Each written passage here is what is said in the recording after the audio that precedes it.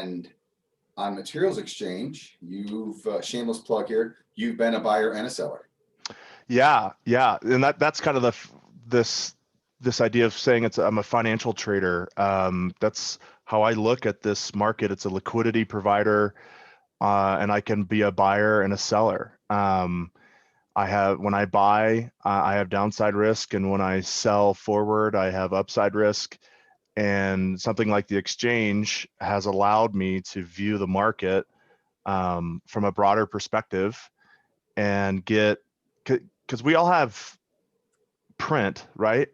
And I was just on a podcast the other day, and they were fascinated by the lumber market and how it all works, and they were really intrigued by the fact that there's basically one national price, and it's set in Prince George, British Columbia, and all the rail adders are fixed. So we all know, hey, if West Fraser's at 1330 this morning, if I'm in Atlanta, I'm adding $120. If I'm in Dallas, 110. If I'm in Baltimore, 100 plus.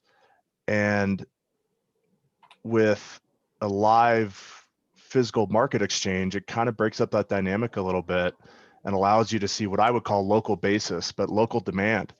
And Ashley was saying you got OSB crisscrossing the country in what traditionally would be seen as an inefficient way to move wood, but we've never had visibility into local markets. And the platform's set, so we don't really know what that market is. It's all backed off to our picked up price. But it's fascinating to connect buyers across the country, because what that is doing is filling scarcity and supply pinches in particular parts of the country, which hasn't really been achievable, I don't think, up to this point. So one thing you just talked about, and I think it's important to understand, is you operate your business without an ego. And this is an important factor. As a trader myself, ego just gets in the way. So the way I see this in you is that you will buy from anyone who provides you the best opportunity. You will sell to mostly anyone who provides you the best opportunity. So time and time again, we hear from people who are like, well, I buy direct from the mills. Well, that's fantastic. I think you should as much as you possibly can, if it makes sense.